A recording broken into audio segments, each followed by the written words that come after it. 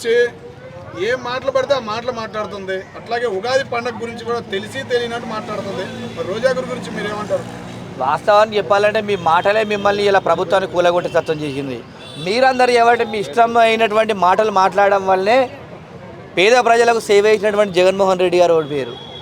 ఇలా మీరు ఇష్టానుసారంగా మాట్లాడు, అధికారం ఉన్నప్పుడు అదే భాష మాట్లాడు, అధికారం లేనప్పుడు అదే భాష మాట్లాడితే గిట్ట రాబోయే రోజులలో రాజకీయ సమాధి అయ్యే అవకాశం ఉంటుంది. ఎందుకంటే ఇలా ప్రజలు మిమ్మల్ని నమ్మి మీకు ఓట్లు వేసి ఇలా అధికారం ఇచ్చినప్పుడు ఇలా ప్రజలు ఓడగొట్టినప్పుడు ప్రజల పక్షాన్ని నిలబడాలి. ప్రతిపక్షంలో ఉన్నారు కాబట్టి ప్రజా సమస్యలపైన అవగాహనతో మాట్లాడితే మంచిగా ఉంటుంది తప్ప కానీ నోరు ఉంది కానీ ఇష్టం వచ్చినట్టు మాట్లాడితే అందరికీ నోరులు ఉన్నాయి, అందరూ కూడా మాట్లాడతారు.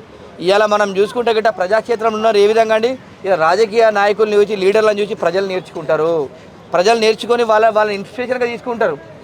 అలాంటి ప్రజాప్రతినిధులు ఇలా ఇష్టం వచ్చినట్టు మాట్లాడితే గిట్ట రాబోయే రోజులలో, ఎందుకంటే తెలుగు ప్రజలు చాలా తెలివైన వాళ్ళు, ఎవరికి ఎప్పుడు అవకాశం ఇవ్వాలి, ఎప్పుడు ఓడగొట్టాలని చెప్పి తెలియజేస్తారు.